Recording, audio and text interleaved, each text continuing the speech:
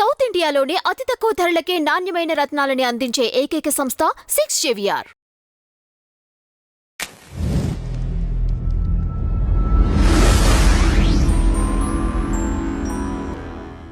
అన్న ఇది రంగరాజన్ మీద దాడి చేసిన వీరరాఘవరెడ్డిని ఏం చేశారు? జనాలు ఎంత స్కాములకు అలవాటు పడిపోయారంటే డబ్బులు ఎంతైనా దోచుకొని ఏ రకంగా అయినా దోచుకుంటుంటే దొరికిపోతున్నారని చెప్పి ఎటువంటి దాడికి పాల్పడకుండా దైవభక్తితో మన డబ్బులు సంపాదించుకునే దాంట్లో ముసుగులో ఉండే అతను ఈ వీరరాఘవరెడ్డి.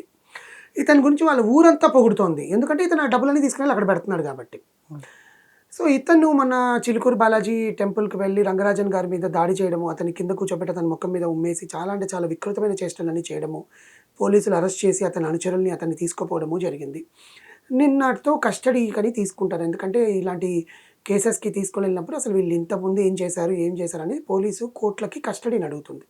సో 3 రోజులు కస్టడీ తీసుకొని 3 రోజులు వాళ్ళ దగ్గరే పెట్టుకొని వాడి దగ్గర నుంచి ఇన్ఫర్మేషన్ అంతా లాగుతారనమాట పోలీసులు. అలాంటి కస్టడీలో రంగరాజన్ గారిని దాడి చేసిన ఈ వీరరాఘవరెడ్డిని తీసుకొని వెళ్ళి కూర్చోపెట్టినప్పుడు 6 ప్రధాన ఆలయాల్లోకి వెళ్ళి దాడి చేసినట్టు, దీనికన్నా ముందు అక్కడి నుంచి కొన్ని లక్షల సొమ్ముని తీసుకున్నాడు.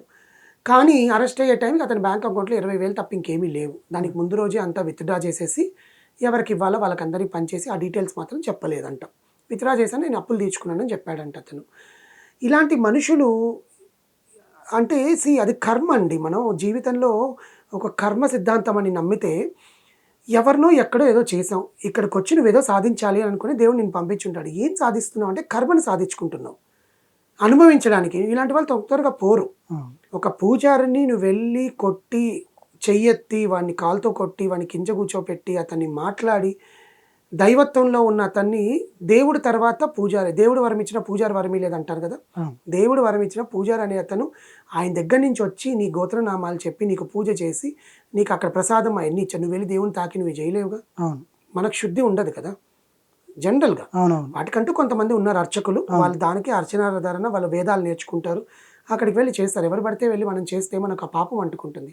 మన పాపాలని కూడా దేవుడు కడిగేయాలరా బాబు అని వాళ్ళు పూజిస్తారు.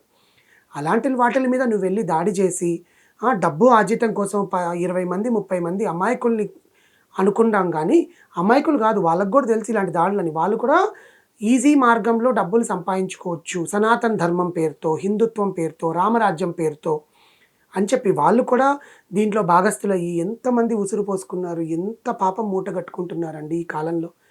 ఎందుకంటే తెలియకుండా చేసే పాపాలు ఉంటాయి, కొన్ని తెలిసి చేసే పాపాలు ఉంటాయి. తెలియకుండా చేసేవి ఏంటంటే మనకి అన్ఇంటెన్షనల్గా మన చేతులారా మనం చేసేసుకుంటాం. దానికన్నా కొంచెం విముక్తి ఉంటుంది. దేవుడి దగ్గరికి వెళ్ళి దండం పెట్టుకొని బాబు నాకు తెలియకుండా జరిగింది ఇంకోసారి చెయ్యము అని. ఎందుకంటే తెలియకుండా చేసినట్టువి ఇంకోసారి చెయ్యం, ఎందుకంటే మనం దాని శిక్ష అనుభవించి ఉంటాం, ఖచ్చితంగా అనుభవించి ఉంటాం.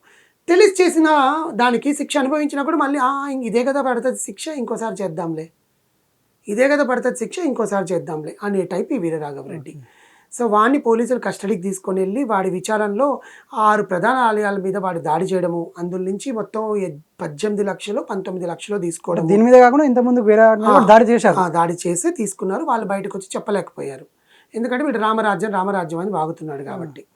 18 లక్షలు ఎంతో డబ్బులు తీసుకోవడము, దాంట్లో 20,000 మాత్రమే మిగిలాయంట.